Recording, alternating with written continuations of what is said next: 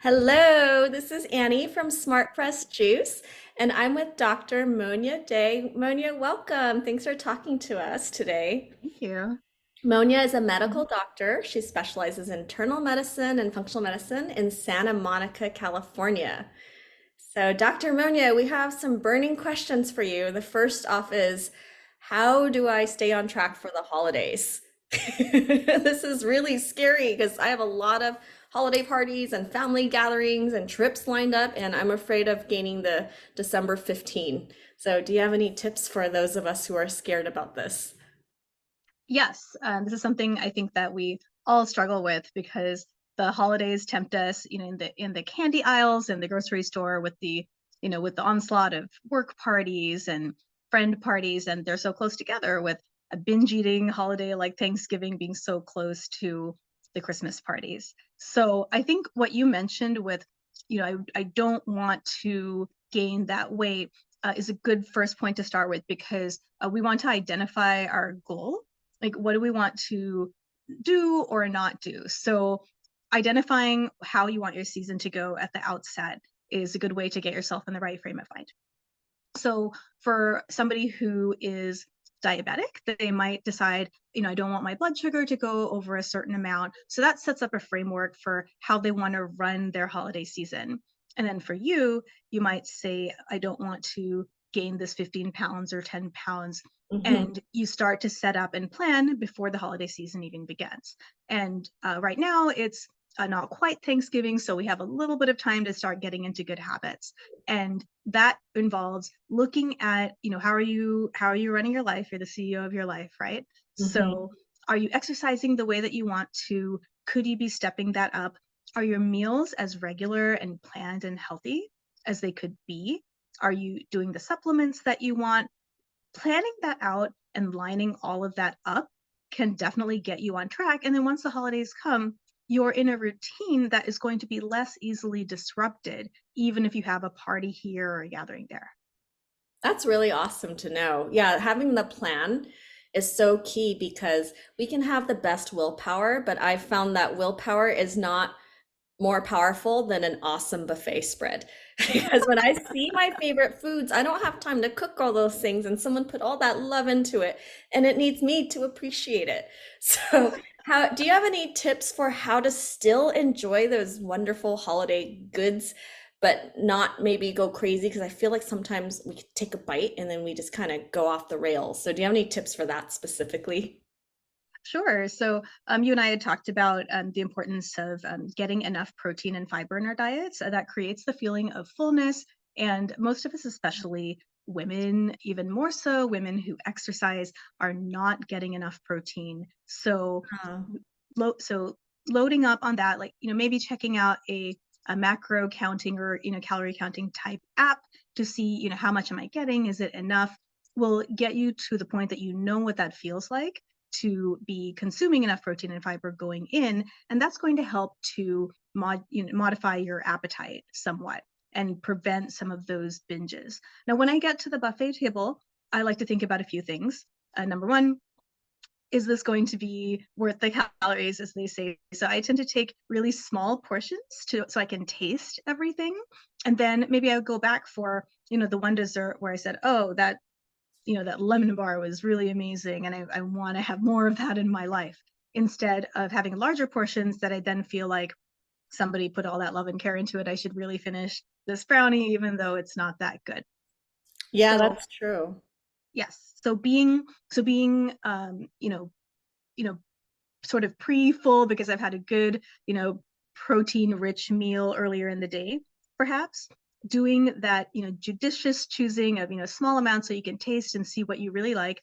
And then finally, I like to think about what foods actually make me feel worse later on, or what has done that to me in the past. And then take a second. This is where the mindfulness comes in, to Mhm. look at the spread and go, this ingredient, I kind of feel bloated afterward, or I tend to be, um, too addictive with this certain kind of cracker or something like that. And take a second to think about that, and then approach the eating more mindfully. Yeah, that definitely, the mindfulness with eating. really, really makes a big difference because sometimes, yeah, like I said, like you just take a bite and you don't know what happened, and suddenly you're four slices of pizza in, or whatever treat there is of the day. So, just having that mindset, I think, makes such a huge difference. For me personally, one of my favorite party tricks is before I go out to eat, I actually take like 2 scoops of proteini, so I'm getting like close to 20 grams of protein and also a scoop of, or two, I even do two, sometimes I'll double up 2 scoops of fiber. And then Okay. that just, it's not a full meal necessarily. I could be a meal replacement for me, but I find that when I do that before I go out to eat, that then I actually have so much more willpower, and like I might only want a bite of that dessert and I'm happy after that. And I got a taste and I got to appreciate it and compliment the chef, but I don't necessarily have to go crazy. Have you ever tried anything like that yourself? Yes, I would say, at times I've done, something like a protein shake, especially if it's, let's say I'm going to an event and then I've had lunch, but I can feel the hunger pangs coming on. I Hmm. don't want to be out of control, like what you're saying. Yeah. So if I'm on the run, then I might do a little bit of protein, and then, as we were talking about, like I can be more in control of what happens at the event, because it's understandable why we go a little off the rails. It's fun, the food is beautiful, it's got all the salt and sugar, which makes us want to crave it more, because just biologically we have a need for those flavors, because they indicate that there's glucose and then there's sodium, which are things that help to keep us alive. So we are hardwired to look for that. But if we calm down the hunger hormones by consuming something like protein, and by consuming more water, which is what you're going to do if you use your protein powder, right? So then, with yourself being more hydrated, filling up, stretching your stomach a little bit that way, you can again just be more in control, calm down the hungry hormones, and have a more balanced party experience. Oh, those are really great tricks. I'm so sorry. My dog won't stop crying right now. If you guys can hear this, he really, really hates it when I'm on Zoom. So he does his best to get me off of it as quickly as possible. Little But manipulator. I'm so sorry for this background noise. Um, so, so do you have any other final tips just for people as they're about to start the holiday process? What are some things? Let me show my dog really quick because he won't stop crying right now. I'm sorry. This is my luck. The first time I'm interviewing somebody, my dog is trying to crawl into my lap and make me stop. Jealous. So, do you have any? Thank you so much for all your tips so far. Of Do you course. have any final tips for people who just really want to just, especially dealing with the stress of the holidays? I feel like stress is something that really pushes us on to sort of soothe ourselves with food. I'm totally guilty of it. When you're Mhm. stressed out, there's nothing like a huge tin of caramel popcorn. Oh, that sounds good right now. But do you have any tips for that, like balancing out stress and just so that we can approach it with more calm and mindfulness, as you said?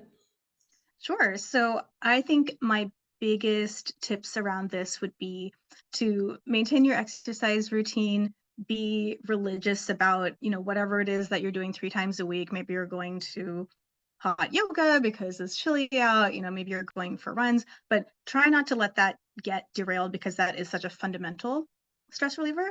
Be really careful around alcohol and going to sleep, because alcohol will disrupt your sleep. I have friends who, for example, will not really drink alcohol past 6 p.m. because they Oh, feel that, yeah, yeah, absolutely. And they feel that their sleep quality, especially if you look at your Apple Watch, whatever's monitoring your sleep, they can see the difference when they consume alcohol later than that. And that way they feel like they get to have the best of both worlds. They enjoy a drink, but they get their full 8 hours of sleep and wake up less stressed and better able to cope with the work week and all the holiday stress. that makes a lot of sense. Yeah, I forgot alcohol is such a huge part of the holidays, and I totally agree. Like you might pass out really quickly with alcohol, Mhm. but then you wake up and then you can't get back to sleep. So that one's a Exactly. And you wake up with your heart racing, from the rebound and everything. And it's unfortunately not a good recipe, but I mention it because people do turn to alcohol to relieve stress, which is not quite the right way to go about it, because then you can get into this sort of vicious cycle. You're, you stress, you reach for a drink, you have poor sleep quality, you wake up, you get behind on a work project, but you also have to figure out the Christmas flights or something like that. And then you go to the party, you want to relieve stress, you drink more. You kind of see where I'm going with this. Yeah. So that's something to hold back on, and whether it's having a smaller drink, drinking earlier, think about ways that you can do little mini interventions on yourself to have better outcomes later on. Oh, that's wonderful. Thank you so much for your tips, Dr. Monia. I really appreciate your time today. Very welcome. Well, have a happy holidays, and I really hope that you guys take listen to the things that Dr. Monia shared with us, because I know this is such a stressful time for us, and we're filled with family and friends, and we're filled with temptation. So it's like all these things are coming at us at once. So it's wonderful to hear some opinions of people who've really stayed the course. And you've looked fabulous, Dr. Monia. I've known you for over 20 years, and you still look the same as the day I met you. So Oh, listen thank to you. her, you guys. As do you. As do you. All right, well, happy holidays and thank you again. Okay, happy holidays. Okay, bye everybody. Bye.